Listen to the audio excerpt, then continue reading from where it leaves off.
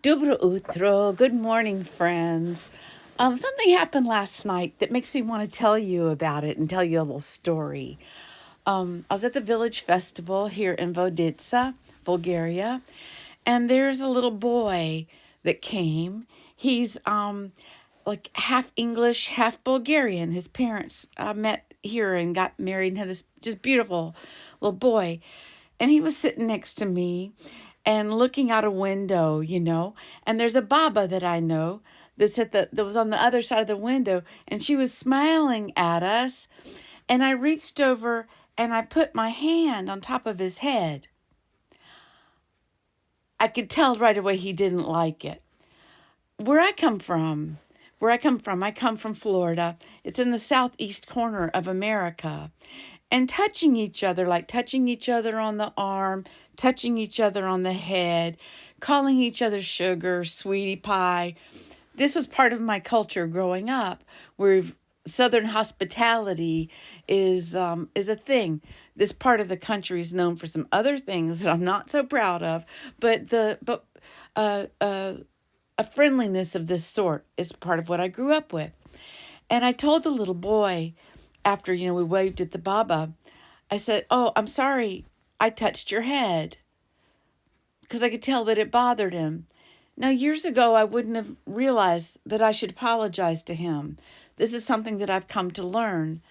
I learned when I was in Asia, when I lived in Asia, and I've lived in India and Nepal and Sri Lanka, that some of those cultures, it's very insulting. It's disrespectful, especially like more than just you don't touch somebody without an invitation kind of disrespect that we're coming to like really learn the culture in America, the younger culture, on the influencers and stuff are helping us to understand that we should not touch other people generally without permission. I still do it here on occasion. I still touch people actually quite often because this culture doesn't seem to mind it, and because I'm showing genuine affection. I don't mean any disrespect. But like with, I think it's Buddhism, to put your hand on a child's head, which comes very naturally to me if I'm working with a small group of children, to like give them direction, to touch the top of their head, to get their attention. But that's a real no-no. And I've done some, like a little bit of English teaching down there. So tried very hard to break that habit. But anyway, so I apologized to the little boy, and he kind of took a moment. He goes, "It's okay," because he's really sweet. And then I told him a story about how when I was a girl in school, when I was in elementary school, I said, when I was about your age, and he jumps in with like the approximate age. I said, yeah, about that age. And I said, I went to school where most of the children were black, and I was a little white girl, and they wanted to touch my hair. And he said, "Did you let them?" I said, "Oh, yeah, I let them. I let them. They were curious, and I didn't mind." And I told him how they would touch my hair and realize that most of our dolls, even still today, there are some dolls that have brown skin, but most dolls look more like me. Barbie, blonde hair, white. I understood their curiosity and I didn't mind at all. And they would sit behind me and they'd touch my hair and they would talk in their cute way of talking. Like I love the accent of that culture. And they would say, "Girl, your hair feel like doll hair."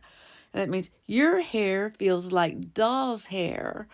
They were just so, because their hair had a different texture, right? And their moms would put oils on their hair to calm their hair down, and they would put it in these like really nice braids, like really tight braids on their hair with all these little beads in their hair. And I let them braid my hair too. They called it cornrows. They would just take a little piece and braid it real tight. It takes a long time to do that. It's a lot of work for black people to take care of their hair. And I just love that memory. That's a really special memory.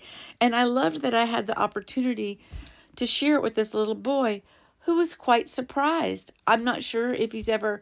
And then he asked me the question, "Did you want to touch their hair?" I said, yes, I wanted to touch their hair, and they let me. I was curious, but I explained, but they put oil in it. They put oil in their hair. So it wasn't the same for me to feel their hair as it was for them to feel my hair, different textures, you know? And he was just curious. And I love that curiosity. And I think that it's a good thing. I think that it was a beautiful thing. And that's the story I wanted to share. Ida, ciao. Have a great day.